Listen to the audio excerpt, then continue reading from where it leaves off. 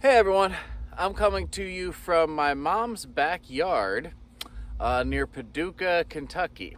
Now, if you've been following along, you know that in the past year or so I helped her retire here on her fixed income, and she's been pretty much the assistant manager, the two of us working together to get this growing aspect of First Church of Music off the ground.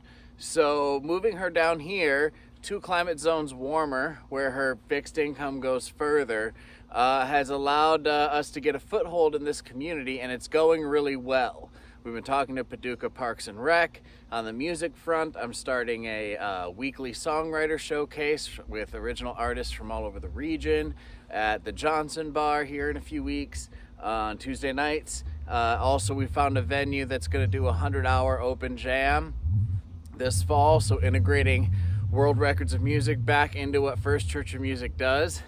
And what you're looking at here is, the end of February and our winter sowing, and maybe you can zoom in and look or whatever, but we actually have quite a bit growing. I'd say we have tens of thousands of plants, spring crops, kale, onions, lettuce, spinach, carrots, etc., peas, plenty of peas, growing here to just get a head start on what is the second full season of what First Church of Music does. Now, if you've been following along, you know year one was kind of like a pilot episode on the corner of 15th and Miller, growing with the neighborhood kids. And a year ago, we bought Polly's place and really developed that into the beautiful garden space it is now, which we've been, which has been like a flagship effort for urban farming in the Port Huron community. And now we're expanding down here to Paducah. We've also bought a second lot in Port Huron for $1,750, a deal we couldn't pass up, in which I took on a personal loan from a friend for $1,000 to be able to pull off, in addition to my own revenue. Now, that having all been said, I'm working intermittently part-time for a local fence contractor, and staying in the guest room here at my mom's, and every spare dollar we have and energy we have goes to this, because we've seen the most results from this. And this is the storm before the calm, in that it's the most difficult time of year to generate revenue, even though we have plenty growing. We've even started growing flowers in hopes of having bouquets ready for Mother's Day. Now, we do give away everything we grow, but of course people are more inclined to show support and donate and buy copies of the new comic book I've written, Righteous Gardening, when there's bounty, And a year ago, and even in the year prior, I had the stimulus checks coming in, unemployment, stuff like that, and that really funded our launch.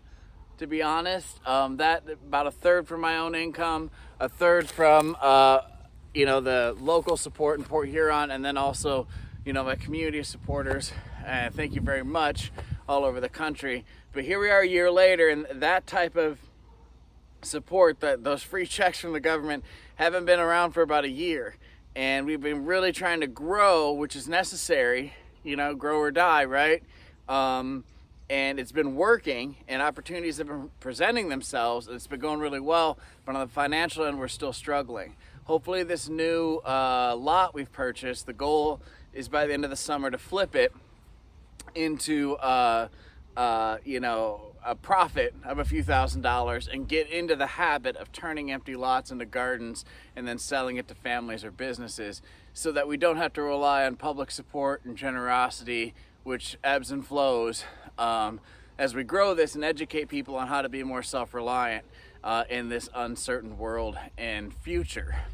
So basically things are tight, and if I could point to any one way to make it better that really doesn't impact the individuals who support us a whole heck of a lot, it would be to join and support our Patreon.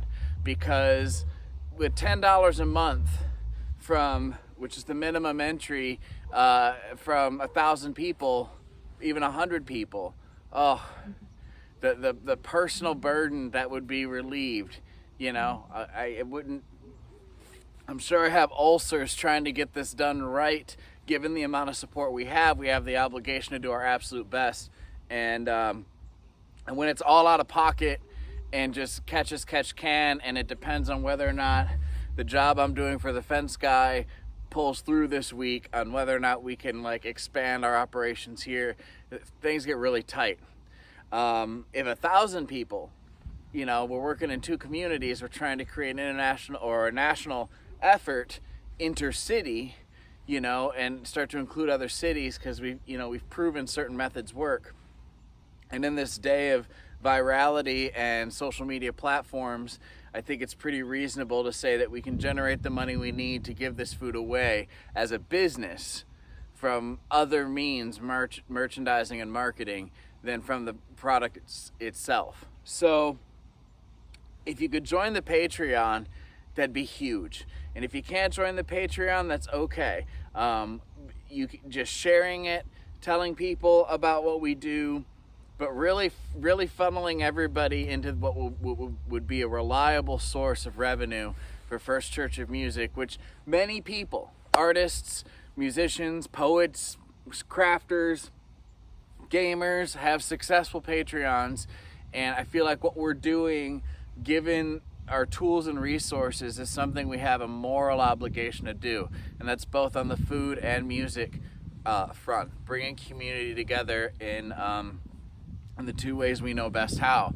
Again, a driving ethos to what we do, for those curious, is kind of the perspective that world religions and often dogmas, doctrines, and spiritual paths really revolve around an innate desire to get together once a week, jam out, and break bread. Food and music.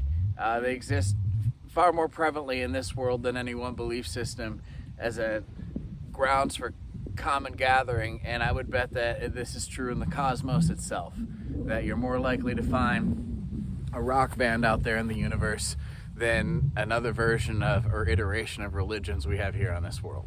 So we're really doing a sincere effort here, and $10 a month on the Patreon from just, those people that do support us already. We do get, honestly, often donations much more than that.